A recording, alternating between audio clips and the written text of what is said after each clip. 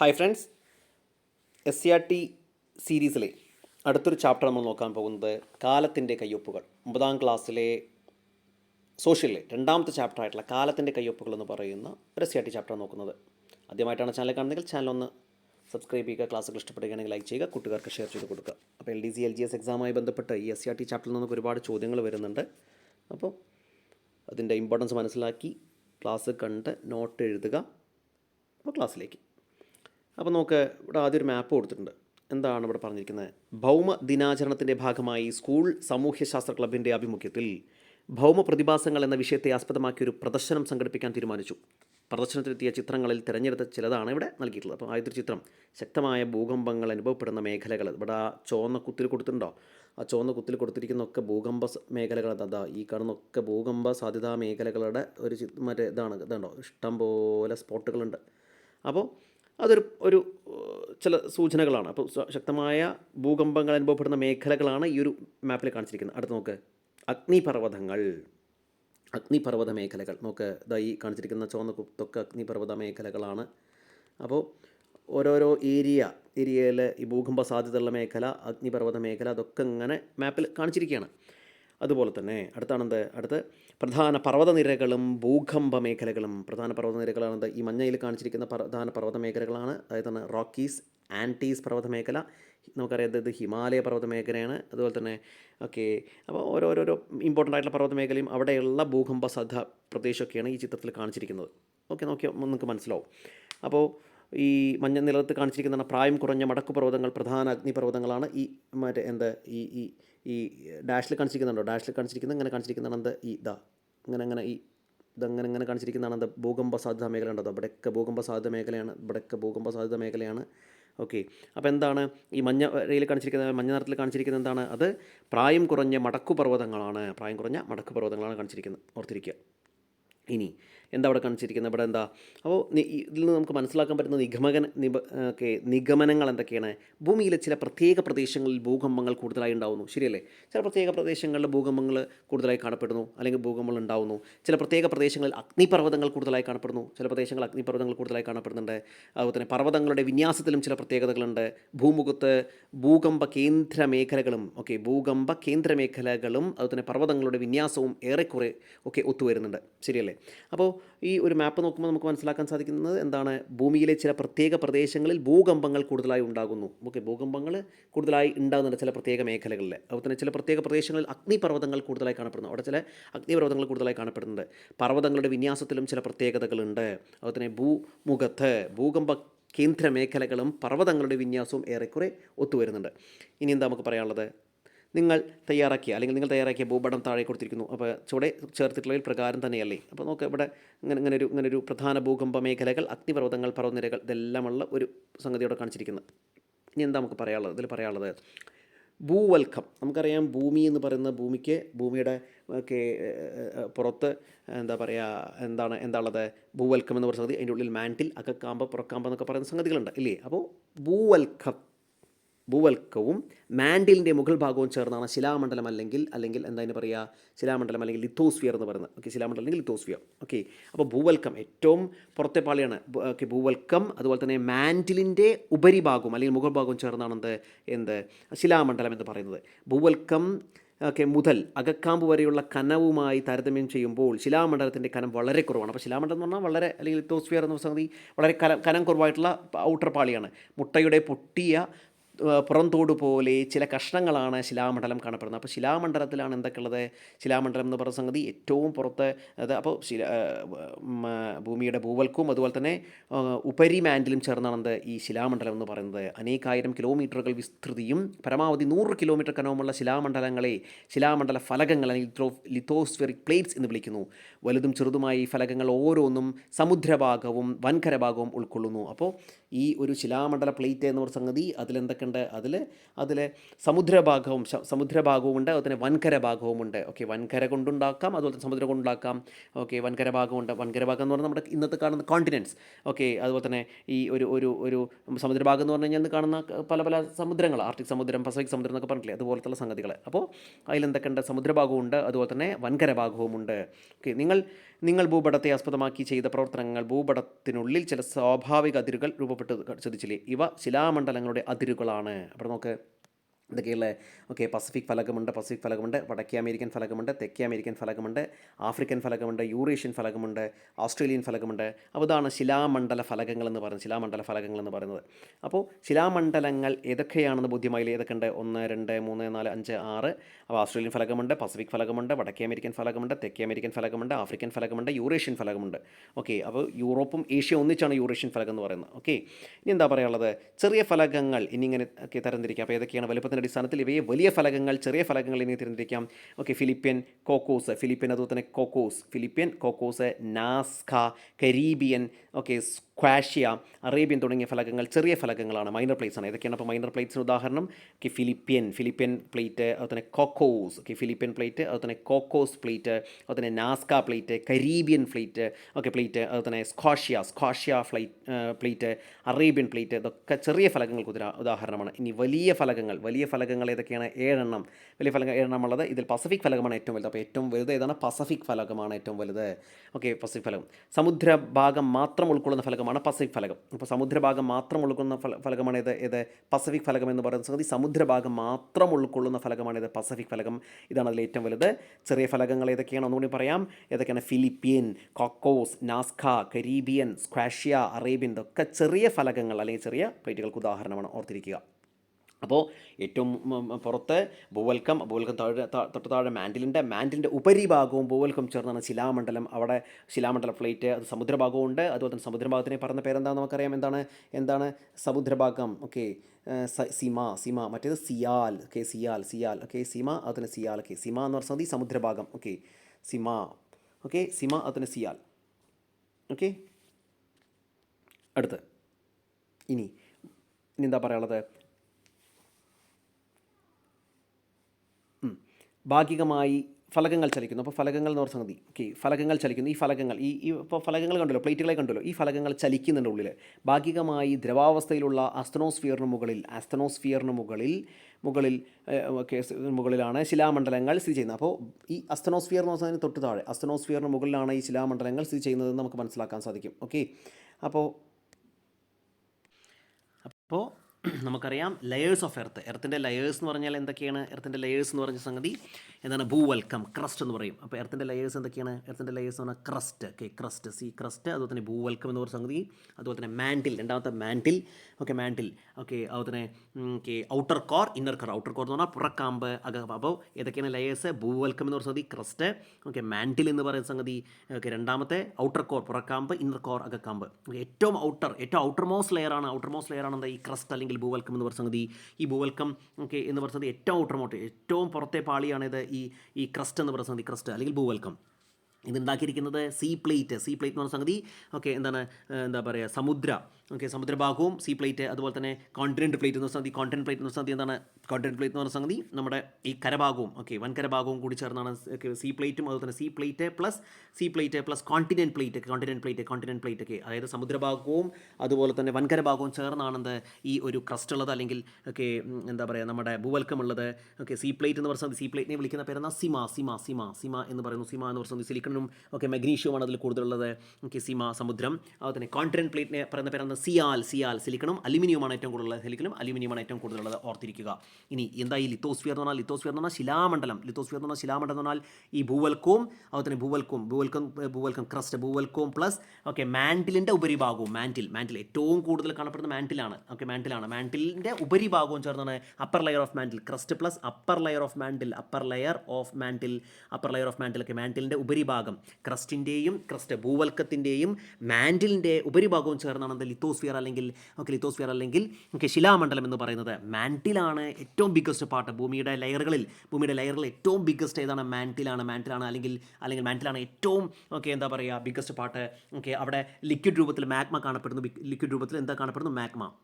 അപ്പോൾ ഏറ്റവും ബിഗ്ഗസ്റ്റ് ലെയറാണ് മാൻഡിലാണ്. മാൻഡിലിൻ്റെ ഉപരിഭാഗവും ഭൂവൽക്കവും ചേർന്നാണ് ശിലാമണ്ഡലം. ഈ ശിലാമണ്ഡലം എന്ന് പറയുന്ന സംഗതി ഒക്കെ അവിടെ അത് ഔട്ടർ മോസ്റ്റ് ലെയറാണ് ഈ ക്രസ്റ്റ് എന്ന് പറയുന്നത്. അത് സീ പ്ലേറ്റും കോണ്ടൻ പ്ലേറ്റും കൊണ്ട് ഉണ്ടാക്കിയിരിക്കുന്നതാണ്. സീ പ്ലേറ്റിനെ സിമ എന്ന് പറയുന്നു. സിലിക്കൺ മാഗ്നീഷ്യമാണ് അതിൻ്റെ കണ്ടൻറ്റ്. അതിനെ കോണ്ടൻ പ്ലേറ്റ് അല്ലെങ്കിൽ വൻകര ഭാഗം എന്ന് പറയുന്നത് ഈ സിയാൽ എന്ന് വിളിക്കുന്നു. അതിൽ സിലിക്കണം. അതുപോലെ തന്നെ അലുമിനിയമാണ് ഏറ്റവും കൂടുതലുള്ളത്. ഏറ്റവും ബിഗ്ഗസ്റ്റ് ലെയർ എന്ന് പറയുന്നത് ഏതാണ്? മാൻറ്റിലാണ്. ബിഗ്ഗസ്റ്റ് പാർട്ടാണ്. മാഗ്മ കാണപ്പെടുന്നു. മാഗ്മ കാണപ്പെടുന്നു. അവിടെ കൺവെക്ഷൻ കറണ്ട് കൺവെക്ഷൻ കറണ്ട് അവിടെ ആസ്തനോസ്ഫിയർ അവിടെയാണ്. ഇനി കോർ, ഉള്ളിലുള്ള സംഗതിയാണ് കോറിനെ നമുക്ക് രണ്ടായി ഡിവൈഡ് ചെയ്യാം. ഇതൊക്കെയാണ് പുറക്കാമ്പ്, അകക്കാമ്പ്. അതായത് outer core and inner core. പുറക്കാമ്പ്, അകക്കാമ്പ്. ഇവിടെ എന്താ പറയുക, ഇന്നർ കോർ എന്ന് പറയുന്ന സംഗതി, ഇന്നർ കോർ ഏറ്റവും ഉള്ളിലെ സോളിഡ് സ്റ്റേറ്റിലാണ് കാണപ്പെടുന്നത്. ഏറ്റവും ഉള്ളിൽ, ഭൂമിയുടെ ഏറ്റവും ഉള്ളിലത്തെ പാളി സോളിഡ് സ്റ്റേറ്റിലാണ് കാണപ്പെടുന്നത്. കാര്യം മോർ ഡെൻസിറ്റി അവിടെയാണ് അവിടെയുള്ളത്. അതുകൊണ്ട് തന്നെ സോളിഡ് സ്റ്റേറ്റിലാണ് ഇന്നർ കോർ അല്ലെങ്കിൽ അകക്കാമ്പ് സോളിഡ് ആയിട്ടുള്ള അവസ്ഥയിലാണുള്ളത്. ഇനി കോറ് നിഫെ എന്ന് പറയുന്ന മെറ്റീരിയൽ കൊണ്ട് നിക്കൽ, അതുപോലെ ഫെറം. നിഫെ കോർ എന്ന് സംഗതി, നിഫെ എന്ന് പറയുന്ന സംഗതി മെറ്റീരിയൽ ഉണ്ടാക്കുന്നു. അതായത് നിക്കലും ഫെറും ആണ് അവിടുത്തെ കണ്ടന്റ് എന്ന് പറയുന്നത്. ഇത്രയാണ് നമ്മുടെ ഭൂമിയുടെ ലെയറുകളെ കുറിച്ച് നമ്മൾ മനസ്സിലാക്കുന്നത്. ഇനി നമുക്ക് മനസ്സിലാക്കാം ഈ ഫലകങ്ങൾ. ഈ ആൾറെഡി പറഞ്ഞു എന്താ പറയുക, സമുദ്രഫലവും അതിനെ വൻകര ഫലകവും ഉണ്ട്. അപ്പോൾ ഈ ഫലകങ്ങൾ ചലിക്കുന്നുണ്ട് ഭാഗികമായി ദ്രവാവസ്ഥയിലുള്ള അസ്തനോസ്ഫിയർ. അപ്പോൾ അസ്തനോസ്ഫിയർ എന്ന് പറയുന്ന സംഗതി മാൻഡിൽ എന്ന് പറയുന്ന സംഗതി മാഗ്മയുണ്ട്. ഈ മാഗ്മ എന്ന് പറയുന്ന സംഗതി ലിക്വിഡ് ഫോമിലാണ്. അവിടെ കൺവെക്ഷൻ കറണ്ട് കാരണം അവിടെ ഒരു ലെയറിനെ പറയുന്നത് അസ്തനോസ്ഫിയർ എന്ന് പറയുന്ന സംഗതി. അപ്പോൾ ഈ അസ്തനോസ്ഫിയറിന് മുകളിൽ എന്താണ് സംഭവിക്കുന്നത്? ഈ അസ്തനോസ്ഫിയറിന് മുകളിലാണ് ശിലാമണ്ഡലം ഉള്ളത്. അപ്പോൾ ഈ അസ്തനോസ്ഫിയർ ഇപ്പോൾ ഏറ്റവും മുകളിലാണ് ഈ ക്രസ്റ്റ് ഏറ്റവും മുകളിലാണ് ക്രസ്റ്റ് അല്ലെങ്കിൽ മാൻഡിലിൻ്റെ ഉപരിഭാഗവും ഈ ക്രസ്റ്റും കൂടി ചേർന്നാണ് ഇതാണ് ഈ ഒരു സംഗതിയാണ് ഏറ്റവും ഔട്ടർ മോസ്റ്റ് ലെയർ ആണ് എന്ത് പറയുന്നത് എന്താ പറയുക, ക്രസ്റ്റ് എന്ന സംഗതി. അതിൻ്റെ താഴെയാണ് ഈ മാൻഡിലുള്ളത്. ഈ മാൻഡിലെ മാഗ്മ ഈ മാഗ്മ എന്ന് പറയുന്നത് ലിക്വിഡ് ഫോമിലാണ്. ഇത് തിളച്ച് പൊങ്ങുന്ന ഈ ഒരു കൺവെക്ഷൻ പോലെയാണ്. അപ്പോൾ ഇതിൻ്റെ മുകളിലാണ് ഈ ആരുള്ളത്, ഈ പ്ലേറ്റുകളുള്ളത്. ഇതിൻ്റെ മുകളിലാണ് ഈ പ്ലേറ്റുകളുള്ളത്. അപ്പോൾ ഈ പ്ലേറ്റുകൾ എന്ത് ചെയ്യാണ്, ഈ മാഗ്മ അങ്ങനെ ഇളകുന്ന സമയത്ത് ഈ പ്ലേറ്റുകളും ഇളകും.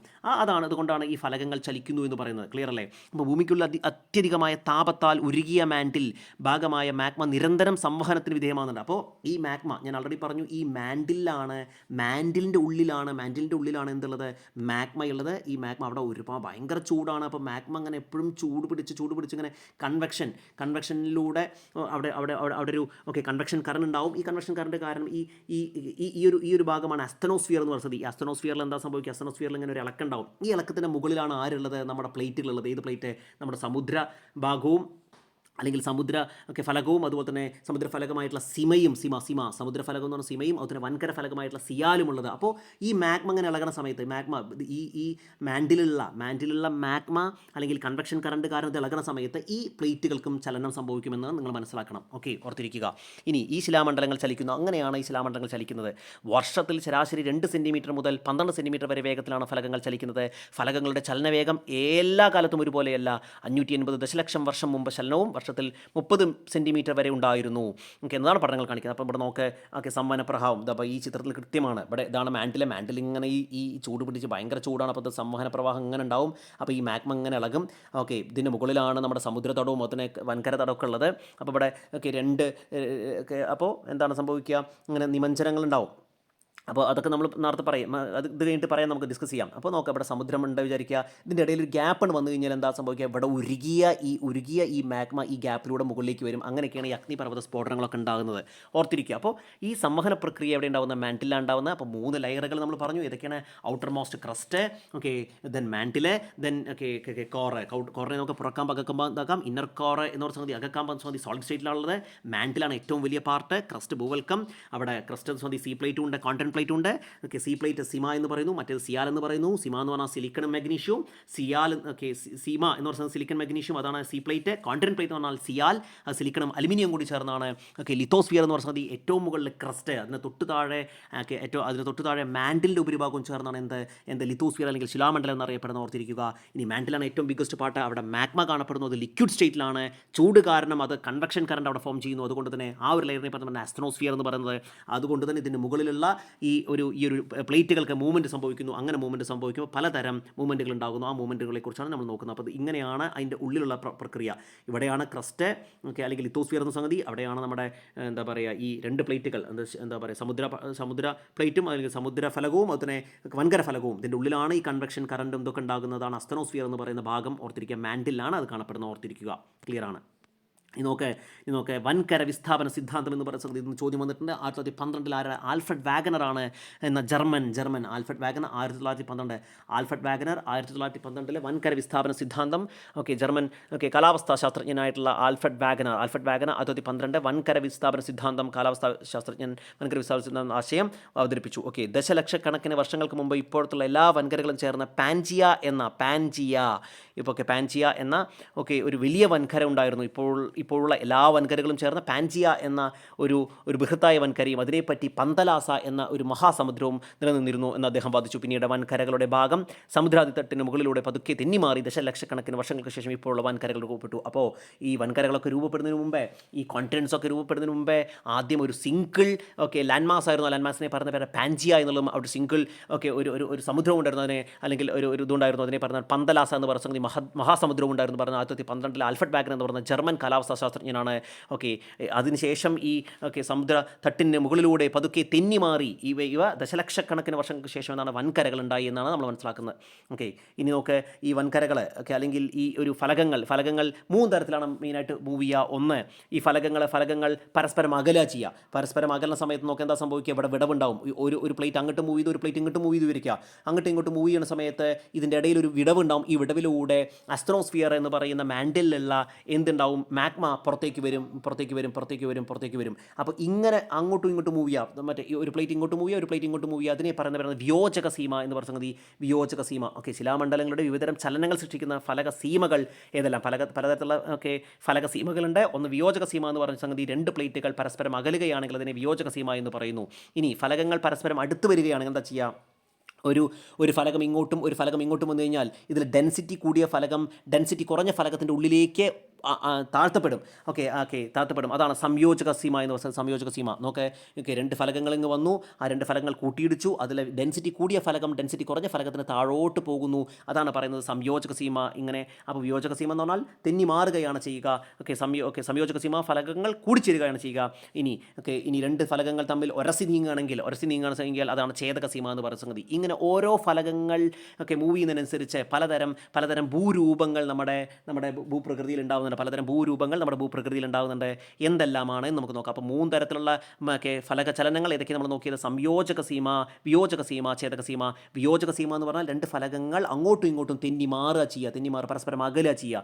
ഇനി 2 ഫലകങ്ങൾ പരസ്പരം അടുത്ത് വരികയാണെങ്കിൽ അതാണ് സംയോജക സീമ എന്ന് പറയുന്നത്. ഫലകങ്ങൾ പരസ്പരം ഉരഞ്ഞു നീങ്ങുന്നതാണെങ്കിൽ ഛേദക സീമ ഓർത്തിരിക്കുക. ഇനി ഇവിടെ ആദ്യത്തെ സംയോജക സീമ എന്ന് പറഞ്ഞു കഴിഞ്ഞാൽ എന്താ ചെയ്യുന്നത്? ഇവിടെ 2 വൻകരകൾ വന്നു വിചാരിക്കുക. 2 വൻകരകൾ വന്നുകൊണ്ട് കൂട്ടിയെടുക്കുന്ന സമയത്ത് എന്താ അവിടെ രൂപപ്പെടുന്ന? മുകളിലേക്ക് ഒരു മടക്ക് പർവ്വതം ഉണ്ടാവുക. അപ്പോൾ സംയോജക സീമ മൂലമുണ്ടാകുന്ന ഭൂരൂപം ഏതെന്ന് ചോദിച്ചാൽ അത് പർവ്വതമാണ്. മടക്ക് പർവ്വതങ്ങളാണ് ഉണ്ടാവുക. മടക്ക് പർവ്വതങ്ങളാണ് ഓർത്തിരിക്കുക. മടക്ക് പർവ്വതങ്ങളാണ് ഉണ്ടാവുക.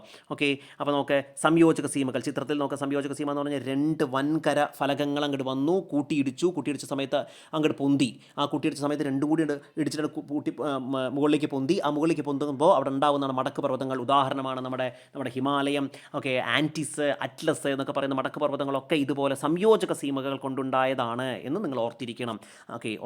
ക്ലിയർ ആണ് വിചാരിക്കുന്നു. അപ്പോൾ ചിത്രത്തിൽ 2.9 എന്താ സംഭവിക്കുന്നത്? അതാണ് ഈ ചിത്രത്തെക്കുറിച്ചാണ് ഇവിടെ പറഞ്ഞിരിക്കുന്നത്. മടക്കു പർവ്വതങ്ങളുടെ വിന്യാസം ശ്രദ്ധിച്ചില്ലേ? സംയോജക സീമകളാണ് മടക്കു പർവ്വതങ്ങൾ സൃഷ്ടിക്കുന്നത്. ഉദാഹരണത്തിന് ഇന്ത്യൻ ഫലകത്തിനും യൂറേഷ്യൻ ഫലകത്തിനും ഇടയിലായി രൂപം കൊണ്ട മടക്കു പർവ്വതമാണ് ഹിമാലയ പർവ്വതം എന്ന് പറഞ്ഞ. അപ്പോൾ ഹിമാലയ പർവ്വതം എങ്ങനെയുണ്ടായത്? ഇവിടെ നോക്കേ. ഹിമാലയ പർവ്വതം എന്ന് പറഞ്ഞാൽ ഇവിടെ ഇന്ത്യൻ ഫലകവും യൂറേഷ്യൻ ഫലകവും ഇവിടെ ഒരു ഇന്ത്യൻ ഫലകമുണ്ട്, ഇവിടെ ഒരു യൂറേഷ്യൻ, ഇത് രണ്ടും കൂടി കൊണ്ട് കൂട്ടിയിടിച്ചപ്പോൾ ഇവിടെ ഒരു മടക്ക് പർവ്വതമായിട്ടുള്ള എന്തുണ്ടായി? ഹിമാലയം ഉണ്ടായി എന്നാണ് പറയുന്നത്. അപ്പോൾ സംയോജക സീമകൾ ഉണ്ടാക്കുന്ന മടക്ക് പർവ്വതമാണ് ഓർത്തിരിക്കുക. ഈ മടക്ക് പർവ്വതത്തെക്കുറിച്ച് എന്താ നമുക്ക് പറയാനുള്ളത്? സംയോജക സീമകളിൽ ശിലാമണ്ഡലങ്ങളുടെ സമ്മർദ്ദ ഫലമായി ശിലാപാളികൾക്ക് വലനം, അതായത് ഫോൾഡിങ് സംഭവിക്കാറുണ്ട്. ഇതുമൂലം രൂപം കൊള്ളുന്ന പർവ്വത നിരകളാണ് മടക്കു പർവ്വത നിരകൾ അല്ലെങ്കിൽ ഫോൾഡഡ് മൗണ്ടെയ്ൻസ് എന്ന് പറയുന്നു. ഹിമാലയം, ആൽപ്സ്, ആൻറ്റീസ്, അറ്റ്ലസ് എന്നിവ മടക്കു പർവ്വതങ്ങൾക്ക് ഉദാഹരണമാണ്. അതായത് മടക്കു പർവ്വതങ്ങൾക്ക് ഉദാഹരണം ഏതാ ചോദിച്ചു കഴിഞ്ഞാൽ ഹിമാലയം, ആൽപ്സ്, ആൻറ്റീസ്, അറ്റ്ലസ് എന്നിവ മടക്കു പർവ്വതങ്ങൾക്ക് ഉദാഹരണമാണ്. ഇവിടെ വലനം സംഭവിക്കുന്നുണ്ട്. എന്താണ്? സംയോജക സീമകളുടെ ശിലാമണ്ഡലങ്ങളുടെ സമ്മർദ്ദ ഫലമായി ശിലാപാളികൾക്ക് വലനം അല്ലെങ്കിൽ ഫോൾഡിംഗ് സംഭവിക്കാറുണ്ട്. ഇതുമൂലം രൂപം കൊള്ളുന്ന മടക്ക പർവ്വതങ്ങളാണ്. ഇതുപോലെ ഉണ്ടാകുന്ന ഭൂരൂപങ്ങൾ ഏതാണ്? രൂപം കൊള്ളുന്നതാണ് മടക്കു പർവ്വതങ്ങൾ. അപ്പോൾ സംയോജക സീമയ്ക്ക് ഉദാഹരണം മടക്കു പർവ്വതങ്ങളാണ് ഓർത്തിരിക്കുക. സംയോജക സീമകളിൽ ഫലകങ്ങൾ തമ്മിൽ സാന്ദ്രത വ്യത്യാസമുണ്ടെങ്കിൽ സാന്ദ്രത കൂടിയ ഫലകം സാന്ദ്രത കുറഞ്ഞ ഫലകത്തിനടിയിലേക്ക് ആണ്ടുപോകുന്നു. ഈ മേഖലകളെ സബ്ഡക്ഷൻ സോൺ. അപ്പോൾ നോക്കാം ഇവിടെ വേണ്ടോ, ഇങ്ങനെ ആണ്ടുപോകുന്ന ഈ ഒരു അവസ്ഥയെ സബ്ഡക്ഷൻ സോൺ എന്ന് പറയുന്നു. സബ്ഡക്ഷൻ സോൺ എന്ന് പറയുന്നു. അപ്പോൾ സംയോജക സീമ എന്ന് പറയുന്ന സംഗതി കൂട്ടിയിടിക്കുമ്പോൾ സാന്ദ്രത വ്യത്യാസം ഉണ്ടാവും ചിലപ്പോൾ. ഓക്കെ, അങ്ങനെ സാന്ദ്രത കൂടിയ ഫലകം സാന്ദ്രത കുറഞ്ഞ ഫലകത്തിനടിയിലേക്ക് ആണ്ടുപോകുന്നു. ഇത് സബ്ഡക്ഷൻ സോൺ എന്ന് പറയുന്നു. നിമഞ്ജന മേഖലകളിൽ സമുദ്രഗർത്തങ്ങൾ രൂപപ്പെടാറുണ്ട്. അപ്പോൾ അങ്ങനെ നിമഞ്ജ മേഖലകൾ എന്താ സംഭവിക്കുക? സമുദ്രാന്ത ഗർത്തങ്ങൾ സംഭവിക്കുന്നുണ്ട്. അങ്ങനെ പസഫിക് സമുദ്രത്തിൽ ചലഞ്ചർ ഗർത്തം ഉദാഹരണമാണ്. അപ്പോൾ ചലഞ്ചർ ഗർത്തവും സംയോജക സീമയ്ക്ക് ഉദാഹരണമാണ്. കാര്യം അവിടെ ഒരു എന്താ പറയുക, ഒരു വൻകര ഫലകവും ഒരു സമുദ്രഫലകവും വന്നിടിച്ചു. സമുദ്രഫലകത്തിനായിരിക്കും ഡെൻസിറ്റി കൂടുതൽ. ആ സമുദ്രഫലകം ഇതിൻ്റെ അടിയിലേക്ക് പോയ സമയത്ത് ഇവിടെ എന്താ സംഭവിക്കുക? ഇവിടെ ഒരു നിമഞ്ജന മേഖല അല്ലെങ്കിൽ സബ്ഡക്ഷൻ സോൺ ഉണ്ടാവും. ആ സബ്ഡക്ഷൻ സോൺ ഉണ്ടാകുന്ന ഗർത്തമാണ് എന്താ ചലഞ്ചർ ഗർത്തം എന്ന സംഗതി. ഒരു കുഴി ഉണ്ടാവുക ഉള്ളിലേക്ക്. കാര്യം ഓക്കെ, ഒന്നിൻ്റെ അടിയിലേക്കല്ലേ പോകുന്നത്. അപ്പോൾ അവിടെ രൂപപ്പെടുന്ന ആ സമുദ്രാന്ത ഗർത്തങ്ങളാണ് രൂപപ്പെടാറ്. അങ്ങനെ പസഫിക് സമുദ്രത്തിൽ രൂപപ്പെട്ട ചലഞ്ചർ ഗർത്തം ഇതിന് ഉദാഹരണമാണ്. ഇതിന് കാരണമായ ഫലകങ്ങൾ ഏതൊക്കെയാണ് നിങ്ങളൊന്ന് കണ്ടെത്തണം. ഓക്കെ, ഇനി എന്താണ്? അപ്പോൾ സംയോജക സീമകൾ മൂലമുണ്ടാകുന്ന സംയോജക സീമ എന്ന് പറഞ്ഞാൽ രണ്ട് ഒന്നിലേക്ക് വൻകര കൂട്ടിയിടിക്കുന്നു. വൻകര കൂട്ടിയിടിച്ച് കഴിഞ്ഞാൽ നമുക്ക് മടക്കു പർവ്വതം ഉണ്ടാകുന്നു. ഇനി ഒരു വൻകരയും ഒരു സമുദ്രതടവും കൂട്ടിയിടിച്ച് കഴിഞ്ഞാൽ ഈ സമുദ്രം ഇതിൻ്റെ അടിയിലേക്ക് പോകുന്നു. അതാണ് സബ്ഡക്ഷൻ സോൺ. ഈ സബ്ഡക്ഷൻ സോൺ ഉണ്ടാകുന്ന സമയത്ത് ഇവിടെ സമുദ്രത്തിൻ്റെ അടിയിൽ ഗർത്തമുണ്ടാകുന്നു. അങ്ങനെ ഉണ്ടായ ഗർത്തമാണ് ചലഞ്ചർ ഗർത്തം. ഇവിടെ പസഫിക് സമുദ്രത്തിൽ. അപ്പോൾ ഈ സമുദ്രാന്തര ഗർത്തവും അതുപോലെ തന്നെ മടക്കു പർവ്വതങ്ങളൊക്കെ ഉണ്ടാകുന്നത് സംയോജക സീമകൾ കാരണമാണ്. സംയോജക സീമകൾ എന്ന് പറഞ്ഞാൽ രണ്ട് മറ്റ് ഫലകങ്ങൾ കൂട്ടിയിടിക്കുമ്പോൾ ഉണ്ടാകുന്ന ഫലകമാണ് സംയോജക സീമകൾ എന്ന് പറയുന്നത്. ഇനി എന്താ ഈ വിയോജക സീമ എന്ന് പറഞ്ഞാൽ നോക്കാം. അപ്പോൾ സംയോജക സീമകൾ മടക്കു പർവ്വതങ്ങളും അതുപോലെ തന്നെ സമുദ്രാന്തർഗർത്തങ്ങൾ ഉണ്ടാക്കുന്നു എന്ന് ഓർത്തിരിക്കുക. ഇനി വിയോജക സീമകൾ എന്ന് പറഞ്ഞാൽ എന്താണ്? രണ്ട് ഫലകങ്ങൾ, ഒരു ഫലകങ്ങനെയും ഒരു ഫലകങ്ങളുടെ ഇവർക്ക് രണ്ടും അങ്ങോട്ടും ഇങ്ങോട്ടും നീങ്ങുകയാണെങ്കിൽ ഇതിൻ്റെ ഇടയിൽ ഗ്യാപ്പ് ഉണ്ടാവുമ്പോൾ സംഭവിക്കുക ഇതിന് തൊട്ട് താഴെ ആസ്ട്രോസ്ഫിയർ എന്ന് പറയുന്ന മാൻഡിലാണ് ഏറ്റവും വലിയ പാർട്ട്. ആ മാൻഡിൽ നിന്ന് ചൂടുള്ള മാഗ്മ, കാര്യം അവിടെ കൺവെൻഷൻ കാര്യം മാഗ്മ ഈ ഗ്യാപ്പിലൂടെ പുറത്തേക്ക് വരാൻ സാധിക്കും. അങ്ങനെ വരുമ്പോൾ എന്താ ഉണ്ടാവുക? ഒന്നില്ലെങ്കിൽ അഗ്നിപർവ്വത സ്ഫോടനങ്ങൾ ഉണ്ടാവും. ഓക്കെ, ഓർത്തിരിക്കുക. അപ്പോൾ വിയോജക സീമ എന്ന് പറയുന്നത് എന്താണ്? ഓക്കെ, ആഫ്രിക്കൻ ഫലകത്തിനും തെക്കേ അമേരിക്കൻ ഫലകത്തിനും ഇടയിലുള്ള ഫലക സീമ ഏത് തരമെന്ന് നോക്കൂ. അറ്റ്ലാന്റിക് സമുദ്രത്തിൽ ഏകദേശം 14,000 കിലോമീറ്റർ നീളത്തിൽ തെക്കു വടക്ക് ദിശയിൽ ഒരു പർവ്വതനിര രൂപപ്പെട്ടിട്ടുണ്ട്. അതായത് സമുദ്രത്തിനടിയിൽ, അറ്റ്ലാന്റിക് സമുദ്രത്തിൻ്റെ അടിയിൽ 14,000 കിലോമീറ്റർ നീളമുള്ള ഒരു മധ്യ അതിനെ പറയുന്ന പേരെന്താണ്? മധ്യ അറ്റ്ലാന്റിക് പർവ്വതനിര. ഓക്കെ, മധ്യ അറ്റ്ലാന്റിക് പർവ്വതനിര എന്ന് പറയുന്ന ഒരു പർവ്വതനിര സമുദ്രത്തിൻ്റെ അടിയിലൂടെ കടന്നു പോകുന്നുണ്ട്. ഓക്കെ, അറ്റ്ലാന്റിക് സമുദ്രത്തിൽ 14,000 കിലോമീറ്ററാണ് നീളം. എന്താ അവിടെ സംഭവിക്കുന്നത്? അവിടെ വിയോജിക്കുക ചെയ്യുക. അപ്പോൾ അടിയിൽ നിന്ന് ഈ മാഗ്മ മുകളിലേക്ക് വരുന്നു. അത് സമുദ്രത്തിൻ്റെ ഉള്ളിലായതുകൊണ്ട് അത് അവിടെ തണുത്തുറഞ്ഞ് പർവ്വതമായിട്ട് രൂപം കൊള്ളുക ചെയ്യുക. അങ്ങനെ വന്നതാണ് ഈ മധ്യ അറ്റ്ലാന്റിക് പർവ്വതനിര എന്ന് പറയുന്നത്. അപ്പോൾ അറ്റ്ലാന്റിക് സമുദ്രത്തിൽ ഏകദേശം 14,000 കിലോമീറ്റർ നീളത്തിൽ തെക്കു വടക്ക് ദിശയിൽ, അതായത് അറ്റ്ലാന്റിക് സമുദ്രം നമുക്കറിയാം എസ് ആകൃതിയിലാണ്. നമുക്കറിയാം ഈ എസ് ആകൃതിയിലെ 14,000 കിലോമീറ്റർ അറ്റ്ലാന്റിക് സമുദ്രത്തിൻ്റെ അടിയിലൂടെ ഒരു മധ്യ അറ്റ്ലാന്റിക് പർവ്വതനിര, ഇങ്ങനെ ഒരു മധ്യ അറ്റ്ലാന്റിക് പർവ്വതനിര ഉണ്ട്. എന്തുകൊണ്ടാണ് സംഭവിക്കുന്നത്? അവിടെ രണ്ട് ഫലകങ്ങൾ തെന്നി നീങ്ങി അല്ലെങ്കിൽ മാറിയപ്പോൾ സമയത്ത് അതിൻ്റെ ഇടയിൽ ഒരു വിടവ് വന്നു. ആ വിടവിലൂടെ മാഗ്മ പുറത്തേക്ക് വന്നു. ആ മാഗ്മ പുറത്തേക്ക് വന്ന സമയത്ത് അത് കടലിൻ്റെ ഉള്ളിലായത് കാരണം അത് അവിടെ തന്നെ തണുത്തുറഞ്ഞു. അങ്ങനെ പർവ്വതം രൂപപ്പെട്ടു. ഓക്കെ, അല്ലെങ്കിൽ അത് പുറത്തായിരുന്നെങ്കിൽ അത് പർവ്വതമായിട്ട് മാറിയേനെ. ഓക്കെ, ഓർത്തിരിക്കുക. അപ്പോൾ അറ്റ്ലാന്റിക് സമുദ്രത്തിൽ ഏകദേശം 14,000 കിലോമീറ്റർ നീളത്തിൽ തെക്കു വടക്ക് ദിശയിൽ ഒരു പർവ്വതം രൂപപ്പെട്ടതാണ് മധ്യ അറ്റ്ലാന്റിക് പർവ്വതനിര എന്നറിയപ്പെടുന്നത്. ഇത് മേൽ പറഞ്ഞ രണ്ട് ഫലകങ്ങളുടെ വിയോജനത്തിൻ്റെ ഫലമായിട്ട്, ഫലകങ്ങൾ പരസ്പരം അകലുന്നതിൻ്റെ ഫലമായി ഇവിടേക്കിടയിലൂടെ മാഗ്മ പുറത്തേക്ക് വരികയും തണുത്തുറഞ്ഞ പർവ്വതങ്ങളായി രൂപപ്പെടുകയും ചെയ്യും. അപ്പോൾ സമുദ്രത്തിനടിയിലായത് കൊണ്ടാണ് ഈ മാഗ്മ തണുത്തുറഞ്ഞത്. ഓർത്തിരിക്കുക, അറ്റ്ലാന്റിക് സമുദ്രത്തിൻ്റെ അടിയിൽ രണ്ട് ഫലകങ്ങൾ അങ്ങോട്ടും ഇങ്ങോട്ടും നീങ്ങി.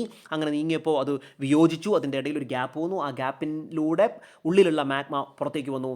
ആ പുറത്തേക്ക് വന്നത് രണ്ട് എന്താ പറയുക, വൻകരകളുടെ ഇടയിലാണ് അങ്ങനെ മാഗ്മ പുറത്തേക്ക് വന്നെങ്കിൽ അത് അഗ്നിപർവ്വതമായി മാറിയേനെ. പക്ഷേ ഇതൊരു സമുദ്രത്തിൻ്റെ അടിയിലാണ് ഇങ്ങനെ ഈ മാഗ്മ പുറത്തേക്ക് വന്നത് കണ്ട് അത് അവിടെ തണുത്തുറഞ്ഞ് പർവ്വതമായി മാറി. ആ പർവ്വതനിരയാണ് മധ്യ അറ്റ്ലാന്റിക് പർവ്വതനിര എന്ന് പറയുന്നത്. മധ്യ അറ്റ്ലാന്റിക് പർവ്വതനിര എന്നുള്ളത് ഉദാഹരണമാണ് വിയോജക സീമയ്ക്ക് ഉദാഹരണമാണ്. ഓർത്തിരിക്കുക. ഇനി വിയോജക സീമകളുടെ ഉപരിതലത്തിലെത്തുന്ന മാഗ്മ ഫലകങ്ങൾ അതിരുകൾ തണുത്തുറയുന്നതിൻ്റെ ഫലമായി പുതിയ കടൽത്തറകളാണ് സൃഷ്ടിക്കുന്നത്. ഈ പ്രതിഭാസത്തെ സമുദ്രതട വ്യാപനം അല്ലെങ്കിൽ സീ ഫ്ലോർ സ്പ്രെഡിംഗ് എന്ന് വിളിക്കുന്നു. വിളിക്കുന്നു, സീ ഫ്ലോർ സ്പ്രെഡിംഗ് എന്ന് വിളിക്കുന്നു. അപ്പോൾ വിയോജക സീമകൾ മൂലമുണ്ടാകുന്നതാണ് എന്ത് സമുദ്ര തട വ്യാപനം എന്ന് ഓർത്തിരിക്കുക. ലോകത്തെ ഈ 200 ദശലക്ഷം വർഷത്തിന് മേൽ പഴക്കമുള്ള കടൽത്തറകൾ ഇല്ലാത്തതിന് ഇതാണ് കാരണം. ഓക്കെ, അപ്പോൾ ഓർത്തിരുന്നാൽ മതി. അപ്പോൾ വിയോജക സീമ മൂലം നമുക്ക് സമുദ്രത്തിനടിയിൽ പർവ്വതങ്ങൾ ഉണ്ടാകുന്നു. ഉദാഹരണമാണ് മധ്യ അറ്റ്ലാന്റിക് പർവ്വതനിര എന്ന് പറയുന്നത്. ഇനി ഛേദക സീമ എന്ന് പറയുന്ന സംഗതി രണ്ട് ഫലകങ്ങൾ വന്നു. അത് അങ്ങോട്ടും ഇങ്ങോട്ടും ഉരസി നീങ്ങിപ്പോയി. ഉരസി നീങ്ങുന്ന സമയത്ത് എന്താ സംഭവിക്കുക? അത് ഉദാഹരണമാണ് ഇത്. ഫലകങ്ങൾ പരസ്പരം ഉരസി നീങ്ങുന്ന ഇത്തരം ഫലകസീമകൾ ഭ്രംശമേഖലകളാണ് ഉണ്ടാക്കുക. ഭ്രംശമേഖലകളാണ്. ഓക്കെ, ഇത്തരം ഫലകസീമകളിൽ പൊതുവെ ഭൂരൂപങ്ങൾ സൃഷ്ടിക്കാറില്ല. ഇതുപോലെ തന്നെ പർവ്വതങ്ങളോ അല്ലെങ്കിൽ അഗ്നിപർവ്വതങ്ങളോ അല്ലെങ്കിൽ മടക്ക് പർവ്വതങ്ങളോ അല്ലെങ്കിൽ സമുദ്രത്തിനടിയിലെ സമുദ്രതട വ്യാപനമോ ഒന്നുമില്ല. ഇവിടെ എന്താ സംഭവിക്കുക? ഇവിടെ പൊതുവെ ഭൂരൂപങ്ങളല്ല സൃഷ്ടിക്കാറില്ല. വടക്കേ അമേരിക്കയിലെ സാൻ ആൻഡ്രിയാസ് ഭ്രംശമേഖല, കണ്ടോ, ഇതുപോലെ ഭ്രംശമേഖലയാണ് ഉണ്ടാവുക. ഭ്രംശമേഖല, ഓക്കെ, സാൻ ആൻഡ്രിയാസ്, അവിടെ വടക്കേ അമേരിക്കയിലെ സാൻ ആൻഡ്രിയാസ് ഭ്രംശമേഖല എന്തൊരു ഉദാഹരണമാണ്? ഛേദക സീമയ്ക്ക് ഉദാഹരണമാണ്. അവിടെ ഉരസി നീങ്ങി പോവുക ചെയ്ത് അതുകൊണ്ട് തന്നെ ഇങ്ങനെ ഉരസി നീങ്ങി പോകുന്ന സമയത്ത് അവിടെ ഭ്രംശമേഖലയാണ് ഉണ്ടാക്കുക. ഉദാഹരണമാണ് വടക്കേ അമേരിക്കയിലെ സാൻ ആൻഡ്രിയാസ് ഭ്രംശമേഖല. ഇതിന് ഉദാഹരണമാണ്, ഓർത്തിരിക്കുക.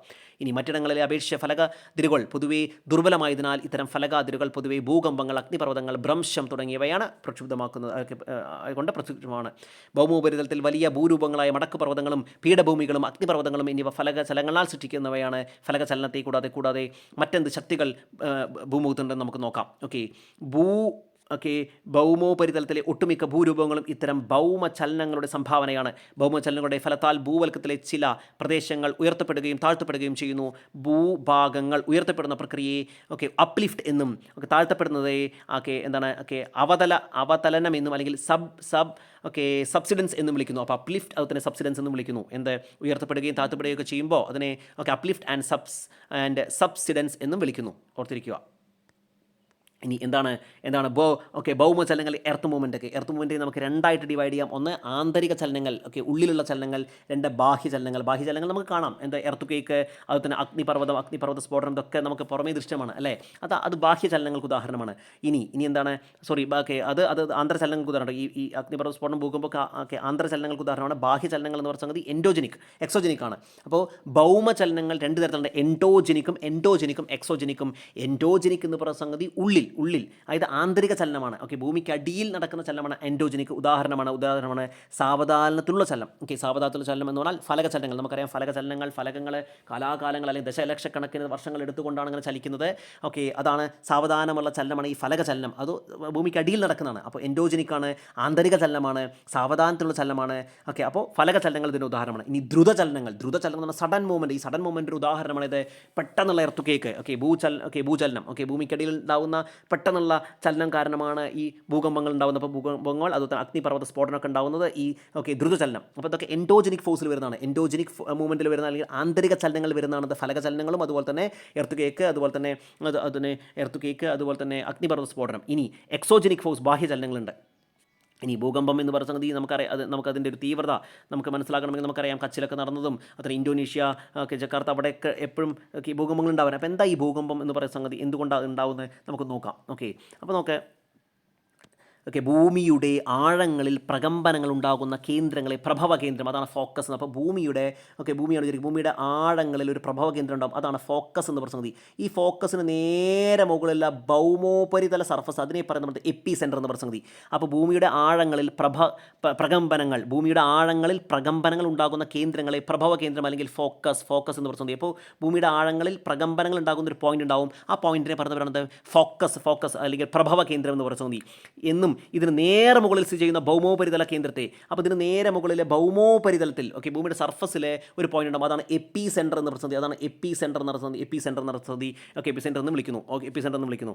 ഇനി ഭൂകമ്പ വേളകളിൽ മൂന്ന് തരം തരംഗങ്ങളാണ് ഉണ്ടാവുക ഫോക്കസിൽ നിന്ന്. അപ്പോൾ ഈ ഭൗമോപരിതലത്തിലെ പ്രകമ്പനങ്ങൾ ഉണ്ടാകുന്ന പോയിന്റ് ഫോക്കസ് എന്ന് പറയുന്നത്. ആ ഫോക്കസിൽ നിന്ന് മൂന്ന് തരത്തിലുള്ള തരംഗങ്ങൾ ഉണ്ടാവും. ഒന്ന് പ്രാഥമിക തരംഗങ്ങൾ അല്ലെങ്കിൽ പ്രൈമറി വേവ്സ്, രണ്ട് ദ്വിതീയ തരംഗങ്ങൾ അല്ലെങ്കിൽ സെക്കൻഡറി വേവ്സ്, മൂന്ന് സർഫസ് വേവ്, പ്രതല തരംഗങ്ങൾ, സർഫസ് വേവ് എന്നിവയാണ്. ഇതിലെ പ്രതല തരംഗങ്ങൾ അല്ലെങ്കിൽ സർഫസ് വേവ് ആണ് വിനാശകാരിയായിട്ടുള്ള ഏറ്റവും വിനാശകാരിയായത് ഏതാണ്? സർഫസ് തരംഗങ്ങളാണ് അല്ലെങ്കിൽ പ്രതല തരംഗമാണ്. ഓർത്തിരിക്കുക. ഇനി ഭൂകമ്പ തരംഗങ്ങൾ രേഖപ്പെടുത്തുന്ന ഉപകരണമാണെന്ത് സീസ്മോഗ്രാഫ്. അപ്പോൾ ഈ ഭൂകമ്പ തരംഗങ്ങളെ ഒക്കെ രേഖപ്പെടുത്തുന്ന ഉപകരണമാണെന്ത് സീസ്മോഗ്രാഫ് എന്നറിയപ്പെടുന്നത്. ഭൂകമ്പ സമയത്ത് പുറപ്പെടുന്ന ഊർജ്ജത്തിൻ്റെ തീവ്രത അളക്കുന്നതാണ് റിക്ടർ സ്കെയിൽ എന്ന് പറയുന്നത്. ഇതിനെ ഇതുവരെ ഏറ്റവും തീവ്രത കണക്കാക്കിയുള്ളത് ചിലിയിലുണ്ടായ ഭൂകമ്പമാണ്. റിക്ടർ സ്കെയിൽ 9.5 തീവ്രത രേഖപ്പെടുത്തുന്നത്. അപ്പോൾ ഒരു പ്രഭവ കേന്ദ്രം ഉണ്ട്. അതാണ് ഈ പ്രഭവ കേന്ദ്രം. ഇതാണ് ഫോക്കസ്. ഈ കാണപ്പെടുന്ന വെള്ളയാണ് ഫോക്കസ് എന്ന് പറയുന്നത്. അതിൻ്റെ മുകളിലുള്ള ആ സർഫസാണ് എപ്പി സെൻറ്റർ എന്നറിയപ്പെടുന്നത്. അപ്പോൾ ഭൂകമ്പ തരംഗങ്ങളെ നമുക്ക് മൂന്ന് തരത്തിൽ വെക്കാം. പ്രാഥമിക തരംഗങ്ങൾ, ദ്വിതീയ തരംഗങ്ങൾ, അതുപോലെ തന്നെ സർഫസ് തരംഗങ്ങൾ. പ്രൈമറി വേവ്സ്, സർഫസ് വേവ് അല്ലെങ്കിൽ secondary waves and surface wave, പ്രതല തരംഗങ്ങൾ എന്നറിയപ്പെടുന്നു. ഇനി പ്രതല തരംഗങ്ങൾ ഏറ്റവും വിനാശകാരിയാണ്. പ്രതല തരംഗങ്ങളാണ് അതിൽ ഏറ്റവും, അല്ലെങ്കിൽ സർഫസ് വേവ് ആണ് അതിൽ ഏറ്റവും വിനാശകാരി എന്ന് പറയുന്നത്. ഭൂകമ്പ തരംഗങ്ങൾ രേഖപ്പെടുത്തുന്ന ഉപകരണമാണ് സീസ്മോഗ്രാഫ് എന്നറിയപ്പെടുന്നത്. ഭൂകമ്പ സമയത്ത് പുറപ്പെടുന്ന ഊർജ്ജത്തിൻ്റെ തീവ്രത അടിസ്ഥാനപ്പെടുത്തി റിക്ടർ സ്കെയിൽ ആണ് ആ തീവ്രത മാർക്ക് ചെയ്യുക എന്ന് നിങ്ങൾ ഓർത്തിരിക്കുക. ഇനി സുനാമി. എന്താ ഈ സുനാമി കൊണ്ട് ഉദ്ദേശിക്കുന്നത്? കടലിനടിയിൽ ഉണ്ടാകുന്ന വൻ ഭൂകമ്പം, കടലിൻ്റെ അടിയിലുണ്ടാകുന്ന വൻ ഭൂകമ്പം, അഗ്നിപർവ്വത സ്ഫോടനം, അതുപോലെ തന്നെ ഉൽക്കകളുടെ പതനം എന്നിവ മൂലമുണ്ടാകുന്ന ആഘാത തരംഗങ്ങൾ അനേകം മീറ്ററോളം ഉയർന്നു പൊങ്ങുന്ന ഭീമൻ തിരമാലകൾ സൃഷ്ടിക്കുന്നു. ഇത്തരം തിരമാലകളാണ് സുനാമികൾ. സുനാമി കൊണ്ടുള്ള അപകടങ്ങൾക്ക് മുഖ്യമായും വിധേയമാകുന്ന തീരപ്രദേശങ്ങളാണ്. ജീവഹാനിയും അതുപോലെ തന്നെ വസ്തുവകകൾക്കുള്ള നാശവും സുനാമിയുടെ ഏറ്റവും പ്രകടമായ പ്രത്യാഘാതങ്ങളാണ്. 2004 ഡിസംബർ 26 ഇത് ചോദ്യമാണ്. 2004 ഡിസംബർ 26 കേരള തീരത്തും 2004 ഡിസംബർ 26 കേരള തീരത്തും സുനാമി ബാധിക്കുകയുണ്ടായി. ഇന്ത്യൻ മഹാസമുദ്രത്തിലെ സുമാത്രയിലുണ്ടായ ശക്തമായ ഭൂചലനമാണ് ഇന്ത്യയിലും ശ്രീലങ്കയിലുമൊക്കെ നാശം വിതച്ചത്. അപ്പോൾ എവിടെയാണ്? ഇന്ത്യൻ ഓഷ്യനിലെ സുമാത്ര ദ്വീപിലുണ്ടായ ഇന്ത്യൻ മഹാസമുദ്രത്തിലെ സുമാത്രയിലുണ്ടായ ശക്തമായ ഭൂചലനമാണ് ഇന്ത്യയിലും ശ്രീലങ്കയിലും നാശം വിതച്ചത് 2004 ഡിസംബർ 26. ഇനി സുനാമി മുന്നറിയിപ്പ് സംവിധാനങ്ങൾ ഇന്ന് വ്യാപകമായ നിലവിലുണ്ട്. സുനാമി ഉണ്ടാക്കാനുള്ള സാധ്യത മുൻകൂട്ടി കണ്ടെത്തുന്ന തീരപ്രദേശങ്ങളിൽ ജീവഹാനി ഉണ്ടാക്കാതിരിക്കാൻ വേണ്ട മുന്നറിയിപ്പ് നൽകുകയാണ് ഈ സംവിധാനത്തിൻ്റെ ലക്ഷ്യം. National Oceanic and Atmospheric Administration NOAA, National Oceanic and Atmospheric administration. National NOAA National oceanic administration. Atmospheric administration. National Oceanic and Atmospheric Administration NOAA. DART എന്ന് പറയുന്ന സംവിധാനം. എന്താ ഈ DART എന്ന് പറയുന്നത്? DART എന്ന് പറഞ്ഞാൽ deep Ocean Assessment and Reporting of tsunami. DART എന്ന് പറയുന്ന സംവിധാനം എന്താണ്? DART എന്ന് പറയുന്നത് DART എന്ന് പറഞ്ഞാൽ ഡീപ്പ്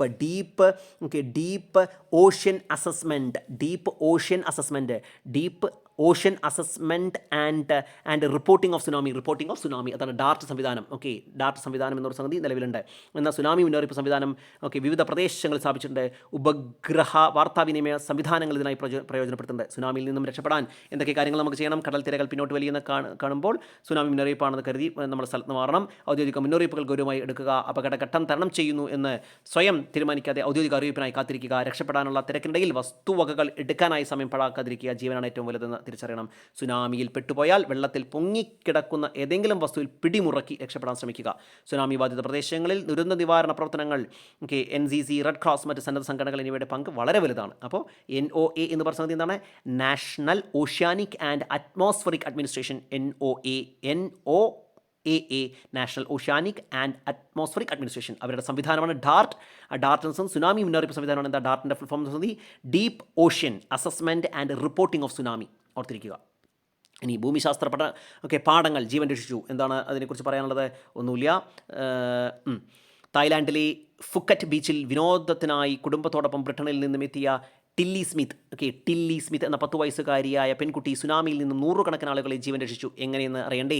തിരകൾ തീരത്ത് നിന്നും പെട്ടെന്ന് പിൻവലിയാൻ തുടങ്ങിയപ്പോൾ ബീച്ചിലെ വിനോദസഞ്ചാരികൾ വളരെ അതിശയത്തോടുകൂടി തീരത്തെ തടിച്ചുകൂടുകയും പ്രതിഭാസത്തെ നിരീക്ഷിക്കുകയും ചെയ്തു. എന്നാൽ ഈ പ്രതിഭാസം കണ്ട ടില്ലി സ്മിത്തിന് താൻ 2 ആഴ്ച മുന്നേ ഭൂമിശാസ്ത്ര ക്ലാസ്സിൽ പഠിച്ച സുനാമി എന്ന ഭീകര തിരമാലകളെക്കുറിച്ച് ഓർമ്മ വരികയും ഉടൻ തന്നെ അമ്മയോട് ഇതിനെപ്പറ്റി പറയുകയും ചെയ്തു. സുനാമിക്ക് മുൻപുള്ള പ്രതിഭാസമാണിതെന്നും തീരങ്ങൾ വിഴുങ്ങാൻ വൻ തിരമാലകൾ എത്തുമെന്നും ഉടനെ തന്നെ ഇവിടെ നിന്ന് രക്ഷപ്പെടണമെന്നും അവൾ പറഞ്ഞു.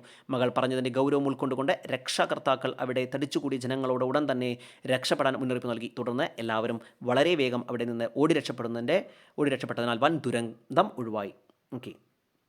ഇനി എന്താണ് അടുത്ത് നമുക്ക് പറയാനുള്ളത്? അഗ്നിപർവ്വതങ്ങൾ. എന്താ ഈ അഗ്നിപർവ്വതങ്ങളെക്കുറിച്ച് പറയാനുള്ളത്? ഫലകാതിരുകളിൽ അഗ്നിപർവ്വതങ്ങളാൽ സജീവമാണെന്നും നിങ്ങൾ മനസ്സിലാക്കി. ഒന്നുമില്ല, നമുക്ക് അടിയിൽ മാഗ്മയാണ്. ഇപ്പോൾ എപ്പോഴെങ്കിലും ഒരു ഗ്യാപ്പ് വന്നു കഴിഞ്ഞാൽ ഈ മാഗ്മ പുറത്തേക്ക് വരും. ആ പുറത്തേക്ക് വരുന്നത് സമുദ്രത്തിനടിയിലാണെങ്കിൽ അവിടെ തന്നെ തണുത്തുറഞ്ഞ് അത് ഈ അറ്റ്ലാന്റിക് സമുദ്രത്തിൽ ഫോം ചെയ്ത മധ്യ അറ്റ്ലാന്റിക് പർവ്വതനിരകളെ പോലെ ഒരു പർവ്വതം ഫോം ചെയ്യും. ഇനി അല്ല, അത് വൻകരകളുടെ ഇടയിലൂടെയാണ് മാഗ്മ പുറത്തേക്ക് വരുന്നെങ്കിൽ അത് അഗ്നിപർവ്വതമായിട്ട് എന്താ പറയുക കാണും. അപ്പോൾ ഉരുകിയ ശിലാദ്രവം ഭൂവൽക്കത്തിലെ വിടവിലൂടെ പുറത്തേക്ക് വരുന്നത് ശ്രദ്ധിച്ചല്ലോ.